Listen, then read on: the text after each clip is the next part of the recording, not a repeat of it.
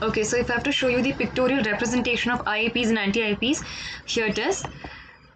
These are the IAPs, the inhibitors of apoptosis, which is present in the cytoplasm, as you can see. And what do? They basically bind to the caspases which might have activated spontaneously, accidentally. So here you can see procaspases, which are the inactive form. They are undergoing spontaneous activation and they're forming the caspases, but the caspases are being bound to, or they are being restricted by our inhibitors. Now, what happens is that when we have stimulus for apoptosis, then the anti-IAPs, which is present in the mitochondria, the anti-IAPs, as you can see here, the anti-IAPs which are present in the mitochondria, they are released into the cytoplasm, and these anti-IAPs now go and bind to our IAPs. Hence, the caspases are free to perform their function. So this is about IAPs and anti-IAPs. With this, we finish the regulators of apoptosis. Another addition here that I've included now for the anti-apoptotic proteins are, apart from BCL2, BCLXL, we also have BCLW and MCL1. These are also some of the anti-apoptotic proteins. Now we'll move on to the diseases associated. Defects in apoptosis leads to many diseases. Hence, the regulators of apoptosis that we just talked about, the BCL2 family, inhibitors of apoptosis, anti-inhibitors of apoptosis, all these things, they play a very important role. These regulators play a very important role in curing diseases. So we'll see basically the defective apoptosis is seen in the following condition. We see defective apoptosis during autoimmune diseases, during neurodegenerative diseases, bacterial and viral diseases, heart diseases, cancer. In all these conditions, defective apoptosis is seen. So we'll discuss that one by one. Autoimmune disorders and impaired clearance of apoptotic cells. See, rapid clearance of apoptotic cells is crucial to induce immunological tolerance and prevent inflammatory responses. What they're trying to say here is that we know that apoptosis is not followed by an inflammatory reaction. This, when we make this statement, it also means that the apoptotic cells, we know that the apoptotic cells, they undergo fragmentation and they form the apoptotic bodies. Many apoptotic bodies they form. So these apoptotic bodies must be rapidly cleared by the phagocytes or by the neighboring cells. Only then we can make sure that there is immunological tolerance, which means there is no inflammatory reaction that occurs. Now, under normal physiological conditions, free apoptotic cells are rare in normal tissue. What do you mean by free apoptotic cells? Free apoptotic cells mean the cells that have undergone apoptosis. Or let's just call it the apoptotic bodies. Okay, so under the normal conditions, what happens once apoptosis occurs? The apoptotic bodies are formed, and then there are these eat me signals on their molecules. Hence, the phagocytes, they quickly come, they clear off that area, and it is done. Nobody even knows that apoptosis just occurred. This happens normally, but if there is inefficient ingestion of the dying cells, or if there is increased rate of apoptosis, then that can lead to secondary necrosis.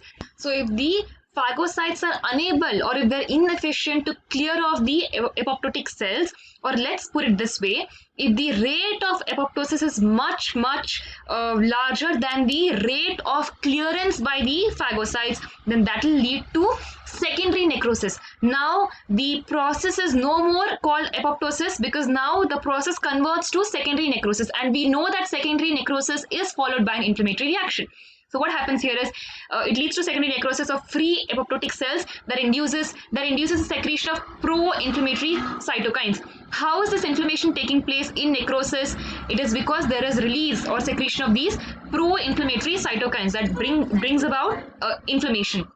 Moving on, autoantigens releases from dying cells causes activation of T and B cells, which generates antibodies and therefore autoimmunity. Another very important point to be noted here is that what happens in apoptosis is that normally there is no leakage of the cytoplasmic content, due to which there is no inflammatory reactions taking place. See, by now, from the beginning of the class, we have discussed so many reasons for inflammation, for the inflammation not to occur in apoptosis. There are so many reasons. From the beginning, we've seen this is one such reason why inflammation does not occur in apoptosis. That is because the cytoplasmic contents are not released in the apoptotic cells. But what happens here, when the apoptosis clearance is not efficient, then apoptosis converts into secondary necrosis. Now what happens when there's secondary necrosis? The autoantigens which is present inside the cells, whether it's the apoptotic cells or whether it's the normal cells, any type of cells, they have autoantigens, they are released from the dying cells. This causes the activation of the T and B cells, of the T and B lymphocytes, that generates antibodies. In fact, particularly the B lymphocytes generates antibodies, and this causes autoimmune disorders, because autoantigens are not just present in the dying cells, autoantigens are present in all the cells of the body, the other cells of the body also. So here what is happening is there is leakage of the cytoplasmic content, due to which there is autoimmunity that is developing. That is seen when there's inefficient clearance of the apoptotic cells.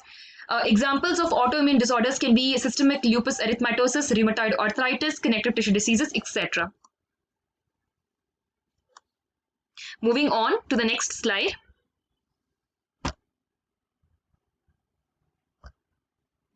Too little apoptosis. What happens when the apoptosis is not taking place at the correct rate? Then the defective apoptosis of immune cells can also lead to autoimmune disorders such as multiple sclerosis and autoimmune lymphoproliferative syndrome. See, here what happens is, if the immune cells, let's say the harmful immune cells that we've discussed earlier, the abnormal immune cells, the potentially dangerous immune cells of the body, if they do not undergo apoptosis, then that will lead to autoimmune diseases, because these immune cells, they target our own body cells. Example can be multiple sclerosis, where we can see that the immune cells, they target the covering of the nerves, namely the myelin sheath. Myelin sheath is required for insulating the nerve, so that the nerve impulse, the electrical impulses, they are not leaked out. So what happens in multiple sclerosis is that the myelin sheath itself is targeted by our harmful immune cells, due to which there's nerve inflammation, the impulse does not reach the target, and lots of complications are seen in multiple sclerosis. What about autoimmune lymphoproliferative syndrome? Here what happens is there is overproduction of lymphocytes, due to which there is accumulation of lymphocytes and also enlargement of lymph nodes, spleen, liver, etc. So here what we see is, in lymphoproliferative syndrome, the lymphocytes which is being overproduced, they do not undergo apoptosis. That means there is too little apoptosis taking place. The malfunctioning of fast apoptotic pathway interferes with the normal apoptosis of lymphocytes. See, when we talk about the lymphocytes, the pathway that the lymphocytes follow for apoptosis is the extrinsic pathway, nothing but the fast death receptor pathway. So here what is happening is that extrinsic pathway, the fast apoptotic pathway, there's some malfunctioning, due to which the lymphocytes are not able to follow this pathway, and hence there's overproduction of lymphocytes. Lymphocytes are not undergoing cell death at all. That will lead to autoimmune lymphoproliferative syndrome.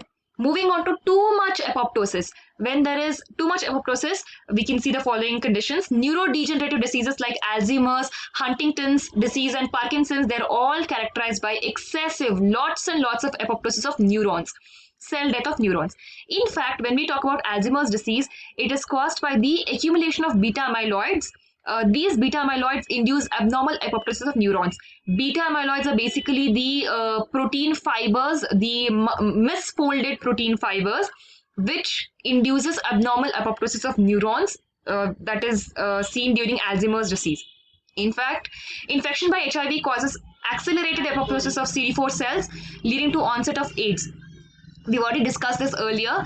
When HIV infects the CD4 cells, those CD4 cells, they undergo rapid and massive apoptosis that eventually causes even more complications, because the immunity is lost. Next is myocardial infarction, which is nothing but heart attack. It is caused by the acute apoptosis of cardiac myocytes. The cardiac myocytes, or the cardiac cells, they undergo excessive apoptosis, due to which myocardial infarction is caused. This is not the only reason. There are many other reasons for a heart attack to occur. This is one of the reasons. Why is this happening? Why is this rapid apoptosis taking place? Because of the lack of BCL2 expression. We know that BCL2 proteins, they are anti-apoptotic. Since these anti-apoptotic proteins are not being expressed in these cardiac myocytes, they are not being expressed in these cells, so there is excessive apoptosis taking place. Treatment strategies. See, balancing the apoptotic rate can help in treating several diseases. In fact, these days, research is being done in order to target the BCL2 protein family. Because they regulate the apoptosis, hence they are being targeted. The target of the drugs is these days it is the protein family, BCL2 protein family. If I have to give example, BCL2, the individual protein that I'm talking about, BCL2 protein, which is an anti-apoptotic protein, it is it is being overexpressed in order to prevent heart attack, because just now we discussed that heart attack is because of acute or too much of apoptosis, which is so when we express or overexpress the BCL2 is anti-apoptotic.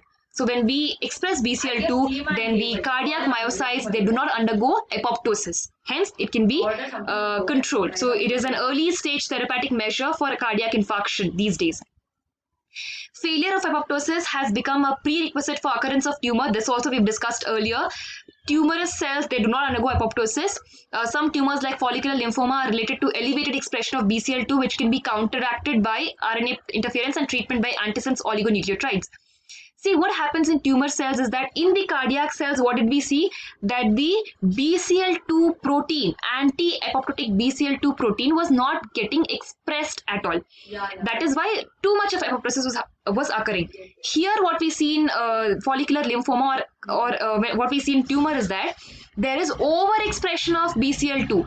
If there's overexpression of anti-apoptotic proteins, then obviously apoptosis will not occur.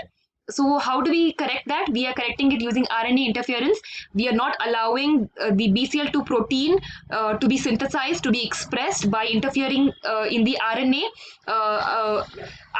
synthesis, because we know that DNA converts to RNA converts to proteins. This is the central dogma of molecular biology: transcription, translation, etc. So we are interfering in the RNA level. Also, we can also treat using antisense oligonucleotides that will go and bind to the mRNA. Hence, these mRNA are unable to synthesize the BCL2 proteins is basically an anti-apoptotic proteins. Antimetabolites which are used in cancer treatment, they also are. It is seen that they also induce apoptosis in the tumorous cells. Future scope. Well, for AIDS treatment, right now we go for ART therapy, antiretroviral therapy is used. These are the drugs that are used for the treatment of AIDS. But the future scope that we can think about is that if the therapeutic strategy shifts its focus to, instead of using these antiretroviral drugs, if we shift our focus to shielding the T cells from apoptosis, because we know that the CD4 cells, they are undergoing massive apoptosis. If we prevent that from occurring, also in combination to that, if we protect the CD4 cells from retrovirus destruction.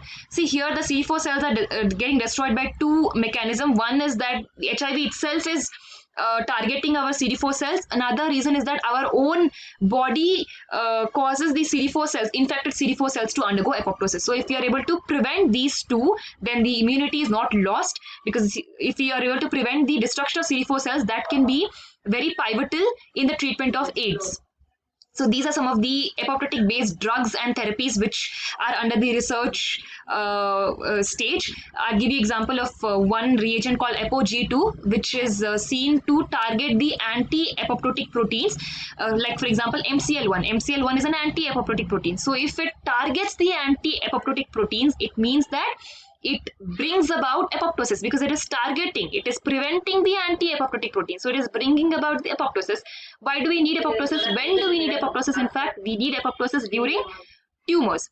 So that is about the different, there are different apoptotic based drugs which are still in the research and development field. There's a lot of research that needs to be done. So this finishes apoptosis. I hope you've understood. If there's any doubt, you are free to ask me on the comment section below. Also, if you know me personally, you can also message me on WhatsApp or whatever. You can reach me however you like to. Thank you.